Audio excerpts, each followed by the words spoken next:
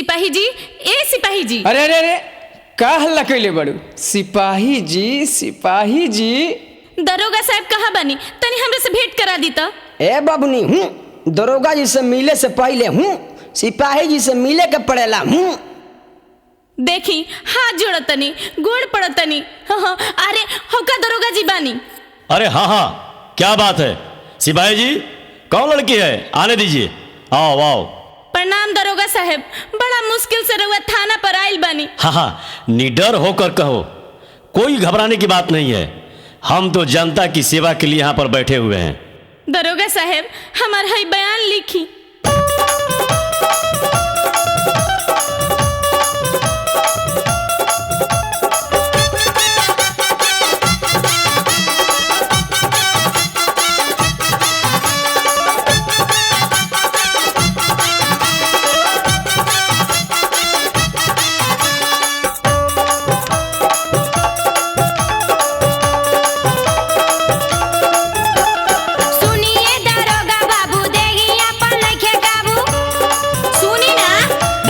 बोलते जाइए। सुनिए दरोगा बाबू, देहिया पर नइखे काबू, लइका एगो देहिया उघार दियालास। लिखी लिखी ना, लिखी लिखी ना, लिखी लिखी ना रिपोर्ट जींस फाड़ दिहलस। लिखी लिखी ना रिपोर्ट जींस फाड़ दिहलस। क्या क्या? सुनिए दरोगा बाबू, देहिया पर नइखे काबू। ठीक है ठीक है।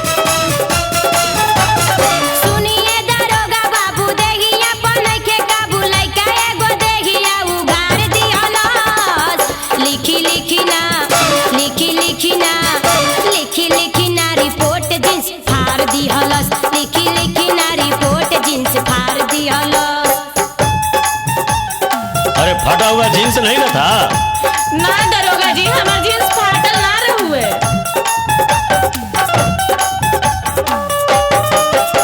अच्छा, वो सब लिख रहे हैं।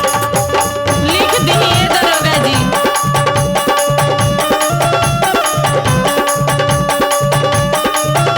और बताओ तनी।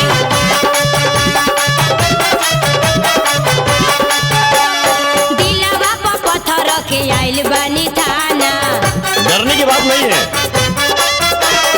केस करे खातिर लोगे करत रहे माना। नहीं नहीं, हम सेवा के लिए हैं। दिलवा पर पत्थर के आइल बानी थाना। केस करे खातिर लोगे करत रहे माना। हाथी धके हमार पूरा बुला सार दिहलस। लिखी लिखी ना, ऐसा? लिखी लिखी ना, लिखी लिखी ना रिपोर्ट जींस फाड़ दिहलस। लिखी लिखी ना रिपोर्ट जींस फाड़ दिहलस। अच्छा ये बताओ, हाँ बोली। कौन चीज से फाड़ा है, ब्लेड से या हाथ से? ब्लेड से फाड़िए दरोगा जी। तब उसका दांत टूट गया होगा।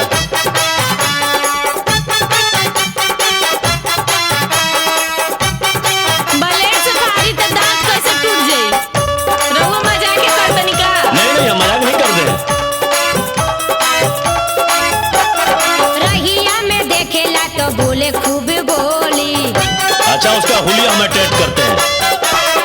एके टके ताकेला निहारे हमार चोली। ऐसा बात है? रहिया में देखेला तो बोले खूब बोली। एके टके ताकेला निहारे हमार चोली। सब जवानी के रस हमर गार दिहला। लिखी लिखी ना, लिखी लिखी ना, लिखी लिखी ना रिपोर्ट जींस फाड़ दिहलस। लिखी लिखी ना रिपोर्ट जींस फाड़ दिहलस। अच्छा, घबराने की बात नहीं है। हम सिपाही जी लोग को विदा करके उसको पता लगाते हैं कहाँ है वो। पता लगा लिए दरोगा जी जल्दी। हाँ हाँ, हमारे थाने के अंदर किसी प्रकार का कोई दिक्कत नहीं होगा। ये सोच के तैयारी बनिए दरोगा जी। ठीक है।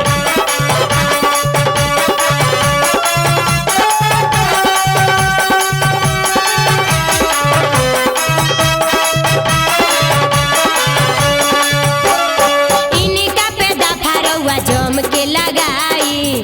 एकदम सोचना नहीं है। बिगड़ल सुरेंद्र के जेल भेजवाई